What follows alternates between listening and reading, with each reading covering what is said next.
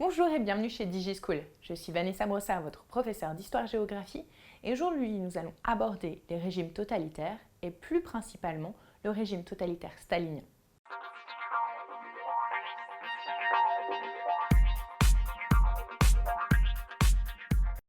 L'URSS est née en 1922.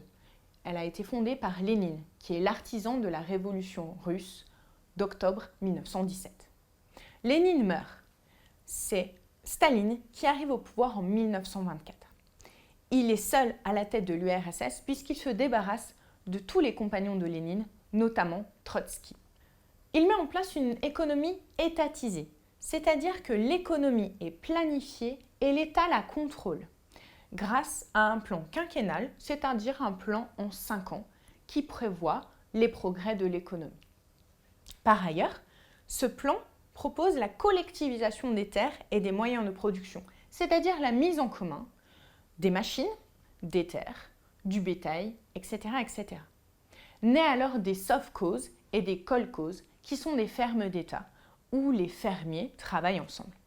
Cependant, les grands propriétaires terriens, qu'on appelle les koulaks, refusent cette mesure et apparaît alors la dékoulakisation, qui est l'envoi des grands propriétaires terriens dans les goulags.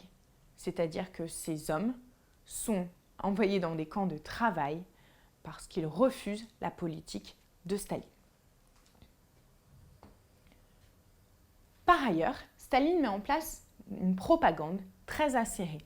Le Parti communiste est le seul autorisé. Tous les autres partis sont interdits.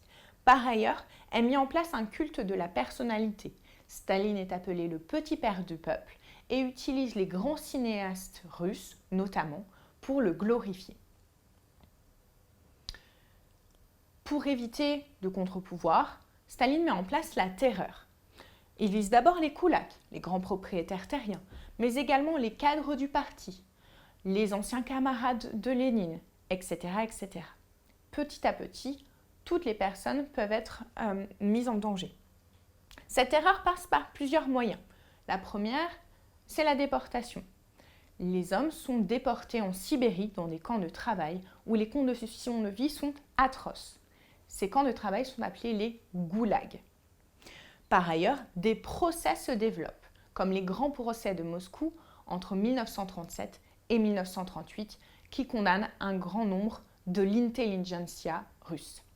Merci d'avoir regardé cette vidéo. N'hésitez pas à regarder les autres vidéos d'histoire-géographie et à bientôt chez DigiSchool.